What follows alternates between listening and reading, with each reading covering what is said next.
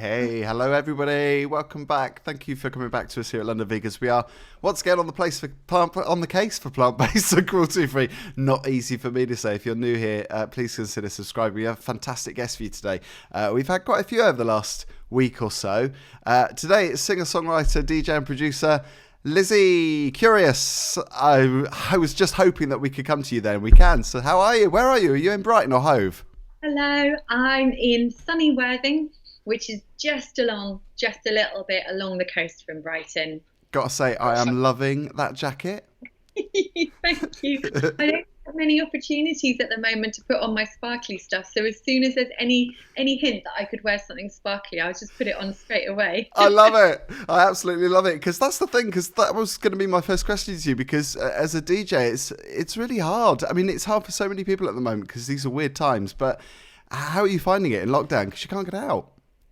It's really tough. To be honest, like, my main coping strategy is just to try not to really think too much about what might happen and how quickly things might get back to some kind of normal in the future, because aside from us staying home and making sure that we protect everybody else and for all of the things, there's not much we can actually do.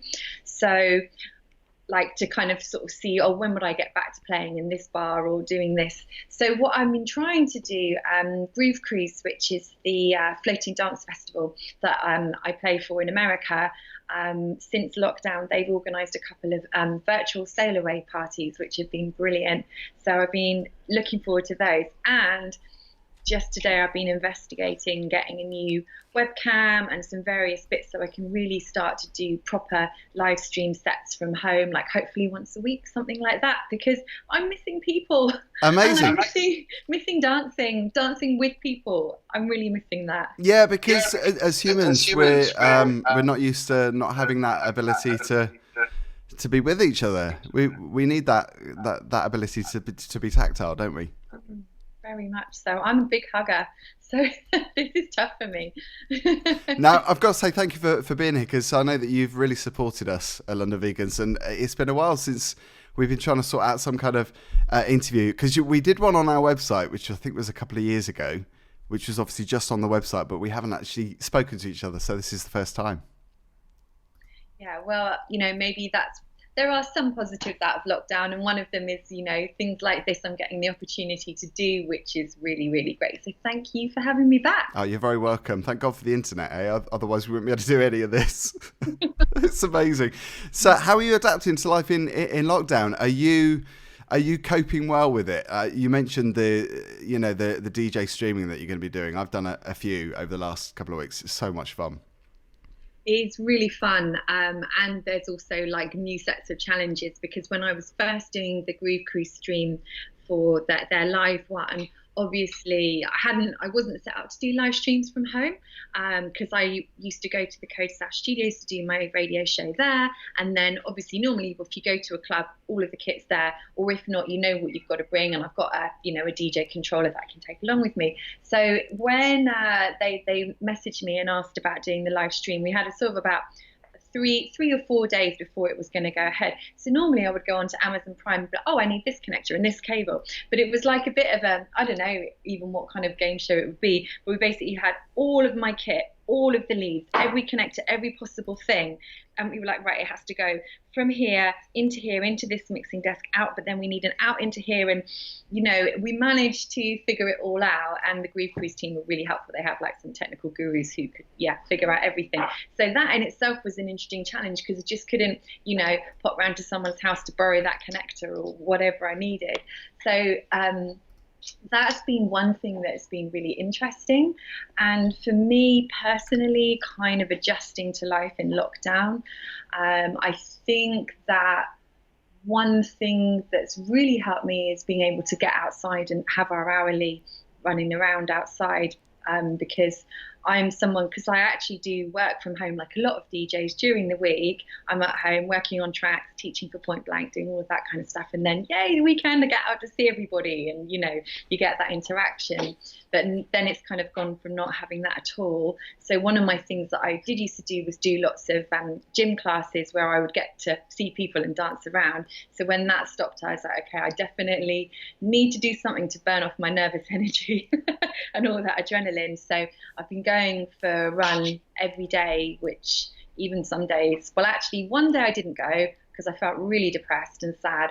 And I was like, I can either sit on the sofa, eat crisps and hummus, and watch programs about dogs, or go for a run. And normally I try and go for the run because I know that's really better. But I was like, no, I just need to watch dog videos and eat crisps. I love how you say you're eating crisps and hummus. For me, it would just be crisps. So much more healthy than me. Well, I don't know. But yeah, but most days I've been getting out for a run, which has been really, really helpful. And trying to keep in touch with people, not really watching the news, that's really helpful. And just really trying to keep positive. Brilliant. We'll come on to the...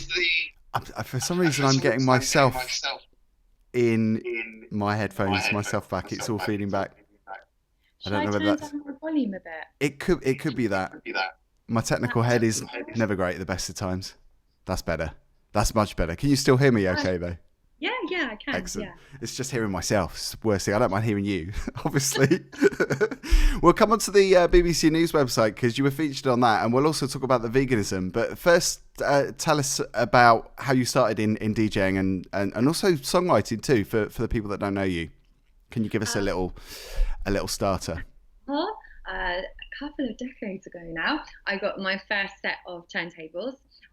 Because I just discovered going out clubbing in London to these amazing all-night parties, met just brilliant groups of people, and just decided that I really wanted to learn how to mix. I was quite lucky in my childhood and teenage years. I did lots of classical music, so I always had kind of like very much like a musical side to me, and I used to play the piano for hours on end and make up songs, and I would do like 2-track tape recordings. So I had one tape player that I would record the piano and sing over, and then I'd play that, and then I'd have my other tape player set up, which I would then sing and play over. So I love it. Maybe I was always kind of destined to do something like that. And then I went to university to do a sensible degree, so not music. But then when I was at uni, that's when I discovered these just brilliant all-night clubs in London that I absolutely loved. So it's very cliche, but I did actually spend my first student loan on record decks and a mixer. Set it all up, tried to learn how to do it because there was no Google or YouTube, and there was only like I knew of one person in my student halls who also had decks, and they mixed drum and bass, which was totally different to my style. So yeah, then from that, just spent several years as a hobby learning how to do it, and started playing out in bars and at parties, and kind of kept on, and then had other different things happen in my life, moving to London, and then I decided to move out to Cheltenham, and that's when I decided I wanted to learn more about the production side of music, because I wanted to see if I could make the music to play that in the clubs. So went and did a BTEC in music technology, which I absolutely loved. And I was the geeky student that was sat right at the front of the class, there before every lesson started with my notepad ready. It was just brilliant. I loved it. Sorry. Oh, I was just going to say we should mention your Billboard number ones too. Oh yeah, yes please. I love the way how you very modestly didn't mention those. Well, probably I'm waffling on too much about how I got into DJing, but basically after doing my BTEC, that's when I got the confidence to start singing on tracks and writing tracks, and I did a couple of tracks with Robbie Rivera, and one of them in 2009 that did really well, and Cosmic Gate remixed it, and that was kind of like the springboard. And then from there I decided to learn the production side of it properly, and then started putting tracks out and just kept on with everything, and had the opportunity to move to Cayman, Grand Cayman that is, in the Caribbean, in 2015. So went there for a year and a half, which was amazing. And while I was there, that's when I linked up with Scotty Boy, who I did the collab with on You're Not Alone, which became our first Billboard #1. Fantastic. It was very exciting. Yeah. Congratulations. Thanks. Because I look at your Instagram pages and your Facebook and your website, and I just think, my goodness, because you're always traveling and you're always doing so much work. You always remain upbeat and positive, and you're always smiling and loving what you're doing.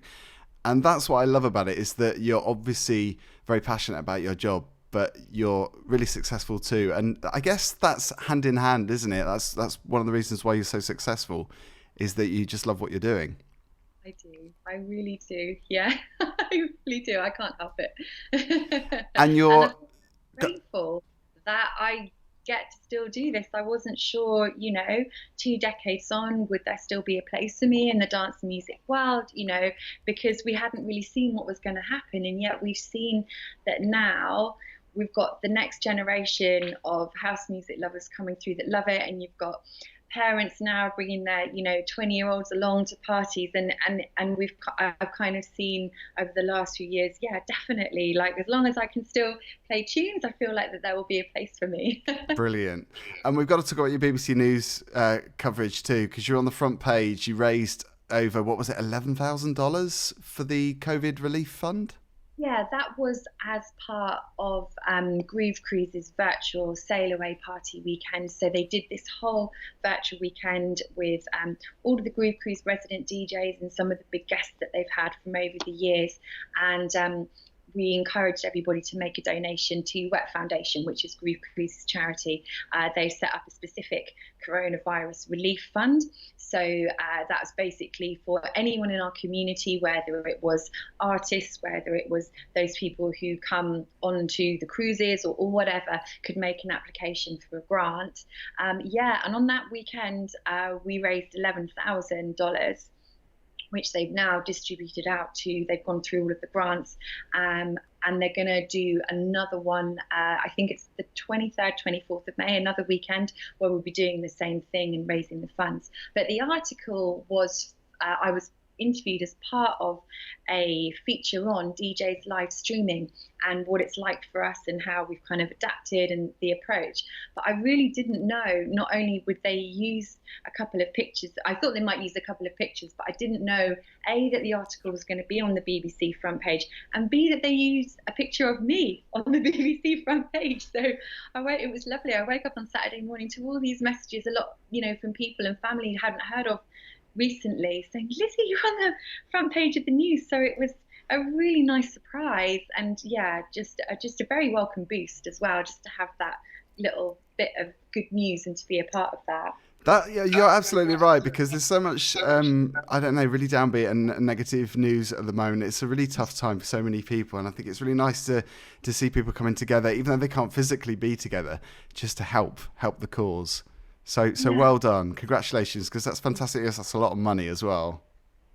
Yeah, well, I think it's one thing, like with the residency that I've got with Groove Cruise, one of the things that struck me from the start is the people that are the family of Groove Cruise is such a positive and welcoming and helpful and kind, genuine community. So when we put this together and, we welcomed people to donate, and it was as little or as much as you can, the response was just so amazing to see. And then to know that's funds can go directly out to help people, in our community that need it. It's really nice to be a little part of that. Yes, definitely. That's excellent. So have you done a lot of work with Groove Cruise?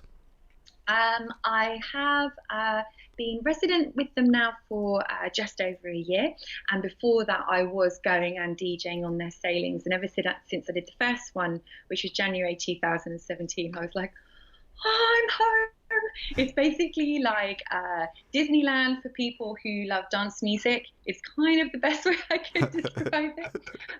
Like everyone's in fancy dress day and night, and people are so positive and helpful on the day when you kind of get onto the ship and you're running around. I always go to it and I'm like, happy Groove Cruise, because it's like Christmas for me. So after I did the first one in 2017, I was like, this would be my dream to like become a resident. So kind of worked really hard, and you know how it is in the DJ world, you work your way up, and you know you do lots of different things to try and show that you're bringing value to what they do. And I got really welcomed by all of the kind of regulars, and just I totally fell in love with it. So put so much effort into making sure that I delivered really good shows when I was on board, but also keeping in touch with everyone outside of that as well, doing mixes and keeping in touch with all of the community. And I think the big moment was 2019. I get muddled with years. In January, we had no, it was 2018. Anyway, recently, in the last couple of years, the beach party, because the cruise ship kind of goes around for 4 days, and then we spend a day in like a really beautiful location. And this year we went to Cozumel, and the beach party was with Cascade, and they chose me to open up for him, which was like a really big deal. And what was so nice was that lots of the Groove Cruise family all got off the ship really early so that they could be there to see me open for Cascade, which was really nice. So that was kind of, and when I saw the program for the day and it said we have our residents opening and closing for Cascade, I was like, that's me. That's amazing. So, I do love it. So we should maybe talk about your veganism. We've got a few questions as well that have been sent in. I think you went vegetarian first, but you were really young, because I think it's the same age as me. I was about 7 or 8, and I think you were too when you first went vegetarian, and then you gradually cut out dairy because of, was it allergies you had at the time? Yeah, so you're absolutely right. I went vegetarian when I was 7. And I think because obviously this is quite a while ago, whereas now I think there's a lot more opportunities for younger children to be aware about what they're eating. But I think where, this would be maybe 30-ish years ago, something like that, it wasn't really necessarily explained to you what was on your plate and where it came from. But in my case, my mum had already gone vegetarian, so we were just kind of aware that if you didn't want to, there was an option. You didn't have to eat animals.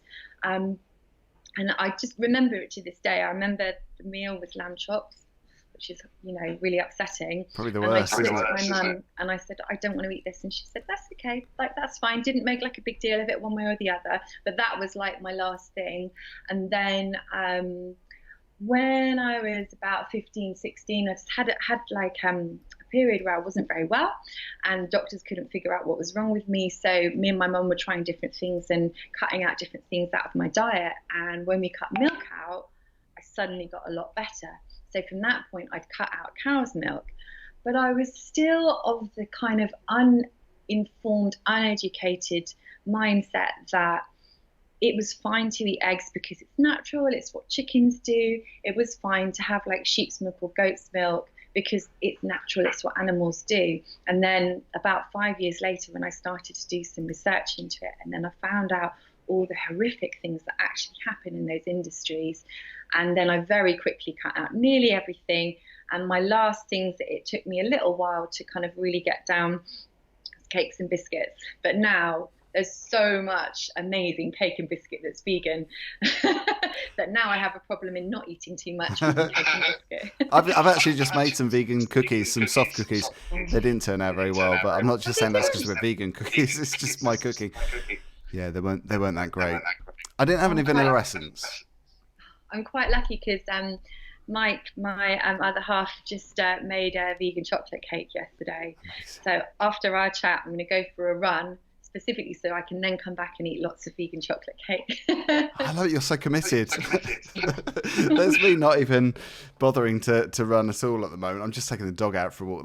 That's the amount of exercise I'm getting. But anyway. That's good to get out. So yeah, I've been vegan now for over 10 years actually. It's flown by. And one of the best decisions I ever made. Fantastic. So how did your family and your friends kind of react to you going vegan at the time? Well, I was really fortunate, I think, because my family have always been incredibly supportive. And you read such awful stories about anything from people being picked on to people out and out being actually abused by their families, served meat in disguise and things like that, just for making a choice where they want to have a lifestyle which isn't harming animals as much as possible. And I'm very lucky because I've never had that from any friends or family. The only negative comments I've had are from people that I don't really know. So I've had some nasty things said in workplaces, and I've had strangers come up to me and say nasty things, but that has definitely lessened over the last few years as well, which is, I think, just a sign that people now, it's gone from people saying something nasty to people, if they're not aware, asking questions about it and wanting to know, which I think is really, really good. So yeah, my friends and family have always been really supportive. My mum's vegan now as well. Two of my best mates, Nat and Joe, I think you're watching, they're vegan as well. On Groove Cruise, we've got a lovely community of vegetarians and vegans. And in fact, on the most recent Groove Cruise, I hosted a lunch for veggies and vegans, so we could all kind of come and meet up and chat. So that was really nice because we had like a whole group of people. And I've found, with traveling now, it's so much better. When I used to travel sort of about 10 years ago, I would take sometimes like a couple of little pouches of things like, I don't know, like kind of heat sealed packs of sort of lentil dal or something like that in my suitcase, because quite often if I was staying at the hotel, they wouldn't have anything and I could just ask them to heat that up and have that with some vegetables. And now everywhere you go, there's just such fantastic choice, and everybody understands and knows what it is. And yeah, it's really good. Really good. That's so amazing that you're influencing other people, especially people in your family, to be vegan too. Because I think you're right. It's usually people that diss on you or kind of don't understand veganism as a movement, and sometimes feel kind of, I don't know, feel guilty about eating meat and dairy products themselves and can't change anything because they don't want to change. I think it's great that you're having that positive influence on people. I come from the viewpoint, for me, that I sort of had got used to kind of not many people seeing the world in the way that I see it, and kind of being used to sort of keeping quiet about things because I didn't want to really have anyone say anything nasty, if that makes sense. And over the last few years, I've got a lot better at explaining like why I feel a certain way about things, which I think is really helpful. And I just think a lot of it comes down to people just not really knowing or understanding. And it's very difficult because I think as a human race, we're very, very good at that. Is it moral? I say moral distancing, or there's like a thing where you know something's right or wrong, but you distance yourself from it. Like smoking, for example. Everybody knows it's really, really bad for you, but yet there are so many people going out smoking cigarettes every day, and they're able to kind of shutter down what the potential nasty side effects are of it. And I think that's been the case for a long, long time with meat and dairy. And alongside that, we've had all of the marketing campaigns telling us how good it is for you. I'm sure you've watched Game Changers. Yeah. And when you see on that Game Changers, I actually went to see that at Worthing Cinema with a vegan friend of mine, and like everyone clapped at the end and it was really great. But when you actually see how people were being marketed to and the out and out lies that were being told to consumers, like, and that has gone on for many, many years, that's really hard for people to kind of realize and change their mindset about things. And I think being patient with people is really good. And people, I think most people do want to make a change, because now everyone's very aware of the issues that it causes for the planet, but also, for your own health, and of course for animals and protecting animals.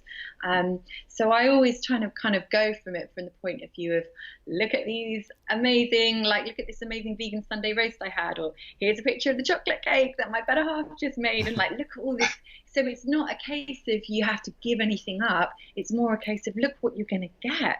And the bonus of it is that you're lessening environmental impact, literally helping to save animals' lives. Like, kind of, what's not to love about that? I think you're absolutely right, Lizzie, because I think for a lot of people it's how they grow up, isn't it? It's how they're conditioned, especially if you're growing up from a very young age, kind of knowing that this is the food that you're meant to eat and this is the healthy balanced meal. I think you've just got to be patient with people. You've just got to kind of show them the positive influence and effects of not just food, but also what you're buying, the clothes you're wearing. I mean, I don't know, after we come out of lockdown, I might have a couple more wrinkles, because I've been watching lots of comedies and laughing a lot, but also maybe frowning a little bit when I'm sad. But in general, people tend to think that I'm quite a bit younger than I actually am. And they also ask, where do I get all my energy from? And I always say, vegan diet. That was going to be one of my questions. Yeah. I thought you'd probably been asked that before. Got to quickly say hello to Nikki River-Nane, who's just saying hello, vegans. No question from him at the moment, or her, not actually sure. But yeah, if you want to come into the chat and just drop a question in, we've got a few questions at the end at some point too. But I've got so much to ask you. I wanted to ask you about the possibility of a Moby collaboration, because I know that he's a fan of one of the tracks that have you been asked about this before? Because he reacted to one of the tracks you made, didn't he? Yes, he did. Oh, like, he's one of my dream people to me. I think I would be truly starstruck if I met him. Gosh, if I got to collaborate with him, yes, that would be magical. So I'll just put it out to the universe again. Yes, he, no, I'm pretty sure it was a track that I did the vocals for with the Hoxton Horse, which is Gary Debnam and Kevin. And they did a remake of that 90s rave classic.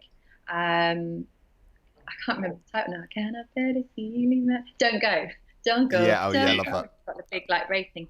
And it was an official remix of the original 90s track, and they got me to re-sing the vocal for it.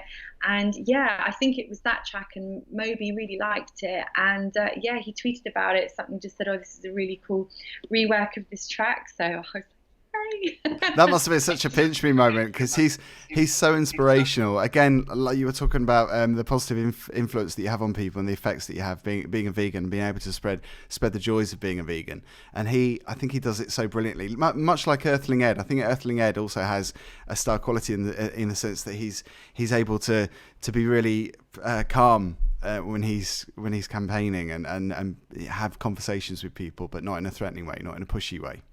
Yes. And I think that's really important, like, it's funny because people kind of coin the phrases like militant vegans or judgy vegans. But interestingly enough, like, I've never personally gone that route, because it doesn't just really fit with how I am as a person. I do think people should know, and I do think if everyone had to watch certain videos before they ate meat, that really might make them change their minds. But that's not my kind of, what's the word? I can't prescribe people to do that, But I do think that there is something in being positive about how good it is and how brilliant it is, and to, bring people in, to that kind of way of looking at it. Because I feel that it just invokes just really like happy emotions in people, and definitely that at the moment. But I mean, even sort of generally, so that is the kind of route that I try and go down. Yeah, I have so much respect for campaigners, however they are, however they do it, as long as they're not obviously harming other people. But I know which type of campaigner I am, and yeah, I'm probably not the pushy one, but I can totally support people that are doing it in whatever way they are. Yeah. Got to say hi to someone who you know. It's this curious mum says hi, Caroline. It's just sent a message. Hi, Caroline. Oh, that's great. Oh, brilliant. My amazing mum. Are there any other campaigners that you are influenced by? Someone that you follow, maybe?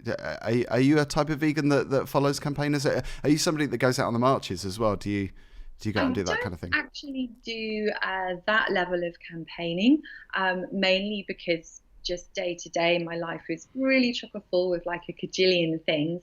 I'm quite on a more kind of grassroots level, sort of, you know, everywhere I go or every time I speak to someone, try to, if the opportunity arises, to bring some kind of positivities about being vegan into the mix. And if I'm out somewhere, like having food, you know, and supporting local vegan businesses and all of that kind of route. So I don't particularly follow any big campaigners, but I was due to be performing at VFest this year, which has now been moved to next year. But I was really excited because they had, I think he calls himself the Dirty Vegan. He's the guy at Pritchard. He was in. Is it Max? Yeah. No. Yeah, I should know. But I really think that, like, his route of how he's gone about everything is really, really interesting and really great. And just, yeah, like some of the vegan cookbooks that are at the moment. I love the Bosch cookbooks. They're just brilliant with the recipes. And I also, there's a DJ on Twitter, Chris Liebing. I think he's more of a techno DJ, and also Koyu as well. And I really like to follow them because it's just so nice to see other vegan DJs and what they're doing and what they're saying about. And I really enjoy seeing their tweets about, you know, various things as well. So they're kind of the people that I look out for. Have you seen the new lemon sponge that the Bosch boys have just brought out? I think it's available in Tesco. Oh, no, I haven't. Which line is probably a good thing. This is the thing, isn't it? Because in lockdown, you have to limit your shop going to as minimal as you can. You can only go out, I don't know, once or twice a week, and it's difficult when people keep posting stuff online because I just want to go shopping. Yes. Right, we've got a few questions, Lizzie. Rob's sent a question in. What is the best thing about being in lockdown? Talking of lockdown. That's a very good question. I think that one of the positives of being in lockdown is the appreciation that I have for things that I didn't have before. So it's tough at the moment not seeing people and not being able to make plans, but the appreciation that I'm going to have when we can, like the first time we can go out and dance, and the first time that we can play music to people in a space, however it is, that's going to be really special. So I'm also, I think another good thing that I see is the amount of kindness that people are doing. Like, that is so inspiring. So just from seeing people doing small things of kindness to all of the amazing things that people have been doing is just really, really inspirational. So that has been really good. And I think for me as well, it's just having that time to just take a step back and kind of think and see what's going on, and just learn to be grateful for things that we just really, really just took for granted all the time before. Yeah, it's quite heartwarming. I think hopefully people will learn because of this. They'll learn how to behave differently in a good way. Yeah, positive change, definitely. Yeah, definitely. Oh, and talking to you. Hey, I love that. And likewise. Shannon in Atlanta, what was the last movie you saw? Not a strictly vegan related question, or would it be? It might be documentary, maybe. That's a great question. And I watched a great movie on Saturday night, and it's completely gone out of my mind. I can tell you that since lockdown, because shock horror, I've never really seen the Star Wars films. So Mike and I have decided that we've watched them all in like the chronological order according to the Star Wars universe. So I've really been enjoying those. I also just recently watched 21 Bridges, which is on Amazon Prime, and that's a really, really good thriller. So I really enjoyed that. And I'm desperately trying to think of what the film was that we watched on Saturday night, and it was really good. What was it, Mike? Oh yeah, Black Panther. Oh yeah, I still haven't seen that.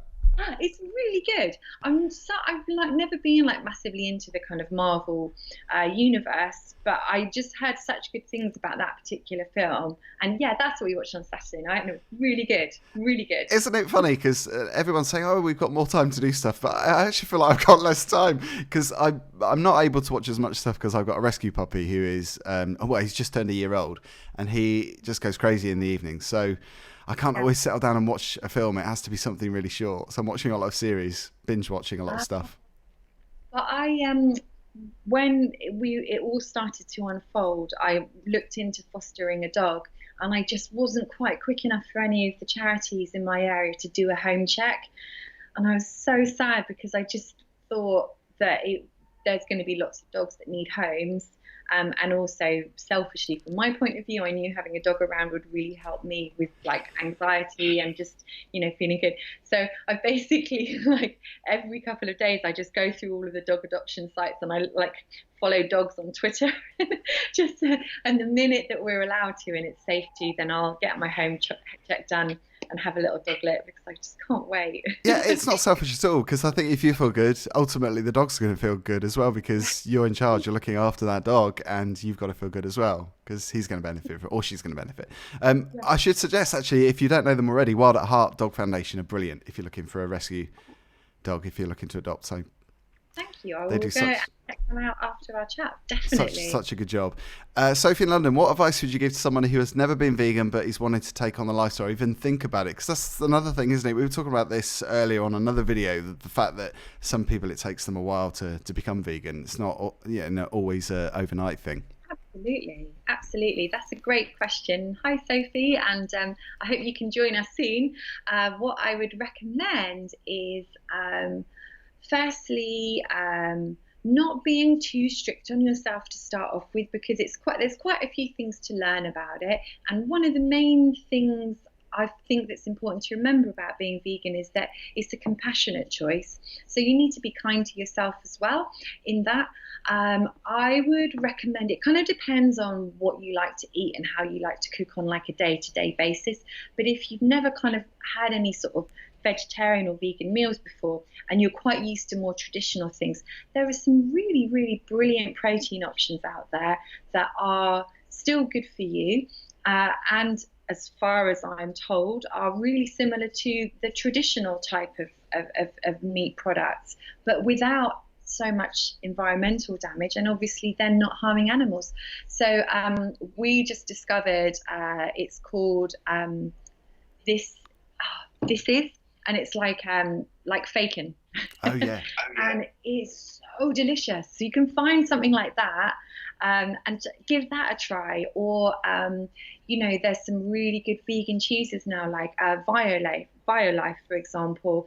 You can buy amazing vegan pizzas from pretty much all of the big supermarkets. We just had the M&S one last weekend. Amazing.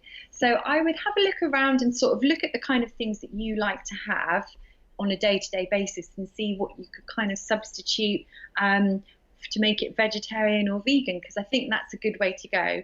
And also just to have a think about all of the different things that you might be trying. So don't be afraid to give lots of different things a try, because suddenly you'll discover a whole new world of flavors and taste and combinations which are truly delicious.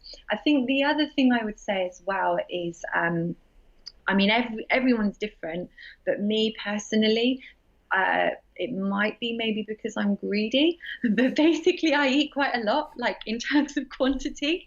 I'm with you on that.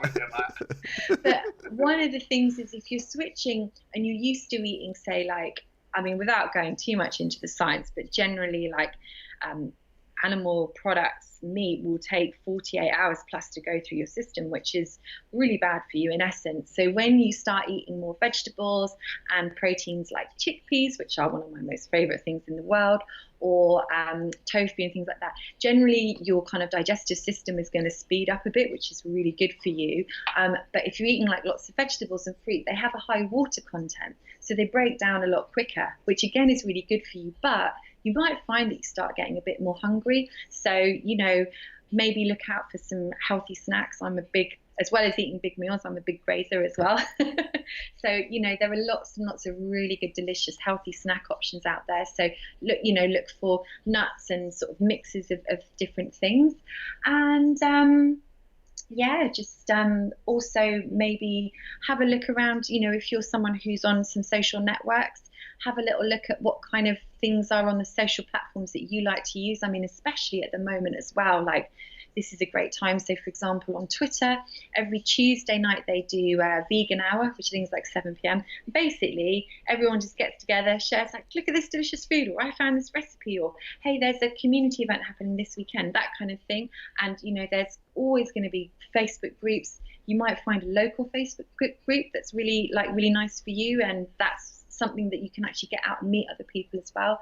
So have a look on social media platforms, and just give a few different things a try. And my other big tip, big tip, in your tea, in your coffee, oat milk is the way to go. Oat milk is the one. So, and in your cereal as well, oat milk. If you're looking for something to replace what you're used to, oat milk is definitely the one. Absolutely, and that's the really environmentally friendly option too, isn't it? Oat milk. Win-win. Happy day. That's really good advice about kind of buying substitutes, because a lot of people want to find something that they're used to, or something that tastes and looks similar. I would also say, like you said, to go onto Vegan Hour, because I think there's a recipe hour on Thursday which is really good, which is Thursday night, not because Vegan Hour's Tuesday, isn't it? 7:00. Where you hashtag Vegan Hour, but I think there's a recipe hour which I haven't actually used much, but I know it's really helpful to a lot of people. And also just Google recipes, because there are so many out there. Yeah, and you know, we're a lovely bunch. Not wishing to what's the thing? Blow my own trumpet, play my own records, whatever it is. But generally, if ever I meet someone who's vegan, immediately I just want to give them a big hug, and I know that we've got this wonderful thing in common, and it's a lovely feeling, you know. It's the vegan. So, you know, reach out to other people, because everyone always is really keen to help people who want to come, you know, transition over. And, you know, there obviously will be some people who have kind of started at a very young age, but most people understand what that journey was like, you know, in some description. So people will empathize with you, and lots of people have different ways to help you. And if you're actually really into your cooking, then I would recommend Thug Kitchen and Bosch as two. And Oshi Glows, which my mum bought for me. Thanks, mum. So yeah, Bosch, Thug Kitchen and Oshi Glows are 3 really great cookbooks with amazing recipes in. That's the thing, isn't it? Because you can have the junk food and you can have the healthier versions. Yeah. You got all of it. James in New York, which animal, I think you might have answered this one already, which animal do you feel most connected to, and why? I always cheat with this question and list a few animals. So basically, elephants, I think, are the most amazing creature in the world, and it's my dream to one day, in a safe and environmentally friendly way, to be able to maybe go and volunteer at a sanctuary. And I've read quite a few books on how they communicate, and I just think in general that we have not appreciated the intelligence that animals have, and just because they don't communicate in the way that we do, or act the way that we do, I think that there are things going on, like whales who can communicate to each other from hundreds of miles away, and elephants can do that. And so elephants is definitely one. Obviously dogs. I think dogs are just an incredibly intelligent species, and I think that the bond that we can have with them is just something really, really magical. And also hummingbirds, which is a little bit of a different one. But basically, I had a good friend of mine, Nick. She always likes to kind of give people an animal nickname. And when I asked her what mine should be, she always thinks about it, and she said hummingbird, because like they're really colourful and bright. They're always like buzzing everywhere, and they're always like full of energy. And because of the kind of singing aspect. So yeah, I'm kind of like, every time I see like hummingbird on the TV, and I've got a lovely big picture of a hummingbird on my bedroom wall. So those are probably the 3, but there are so many animals that I really love. I totally get the hummingbird thing, because they've got lots of energy as well. Yeah. Love it. Lizzie, it's been so good to chat to you, finally. Thank you. Where can people find you? We'll drop the links below in the description box for all the websites and stuff. So I have lots of mixes, and especially since lockdown, I really try and put lots and lots of positive energy and uplifting songs into my mixes, but that's been even more so since lockdown. So you can find me on Mixcloud, and that's where I've got hours and hours of really, really uplifting, happy house music mixes on there, including the one that I did for Groove Cruise that was on the BBC News front page, and Spotify as well. I curate a playlist of like upfront house music on there, and then I've got my own Lizzie Curious, you know, kind of best of on there. Instagram, because I just love sharing my pictures and my adventures and interacting with people, and I really like Instagram because it's such a visual way to connect with people as well. So I find that for me, like, that's really nice because, yeah, I just like seeing nice pictures of food and people and animals and sparkles. So those would probably be the main three. And then, of course, I'm on Facebook and Twitter as well. So just come and say hi on any platform. I love to hear from everybody. Fabulous. And you're always welcome to be a guest on London Vegans. Thank you so much for coming on. Thank you. It was been great to see you, and hi to everyone watching, and thank you for tuning in. And yeah, stay safe, everybody. We're all going to come out of this, and there will be many positives. And in the meantime, look out for my virtual gigs, live from my living room. When are they going to be this weekend? I don't have any this weekend. However, I'm hoping to do a little, it'll be kind of like a test live stream when my new equipment arrives. I finally got some on Amazon. If it all arrives in time on Wednesday or Thursday. So what I'll do, Phil, is I'll send you a link, and maybe you could share it from your social media so that all of the London vegans could see it. Because I'm not going to advertise it massively in case anything goes wrong, like, because it's technology, and, you know, so this week is going to be like the test one, and then next week I'll do it every week as like a radio show. So yeah, I'll be on Twitch, which is the new platform that a lot of DJs are using to do their shows, because we don't get any tracks muted. We can play any track, and even if it's on the biggest label, and it was #1 last week, which is really great, so we don't have to worry about it being taken down. So twitch.com/Lizzie Curious, and that's where I'll be doing them. That's brilliant, because I've been using Facebook Live, and I've had the copyright flags coming up every so often, and it's just frustrating because I just want to support the artists. And especially, yeah, and at the moment I want to play a lot of classics and the well-known tunes, and with Facebook you just don't know when the algorithm's going to click in and you'll get your stream pulled. So yeah, so have a look at Twitch as well, Phil. Yeah, I will do. And good luck, Lizzie. I wish you all the best with the streams and for your life in lockdown. Hopefully it's not going to be much longer. I'm going to go for a run and then eat that vegan chocolate cake. You're so committed. I love it. It's good to see you. Thanks, everybody, for watching. Bye, everyone. See you soon. Stay safe.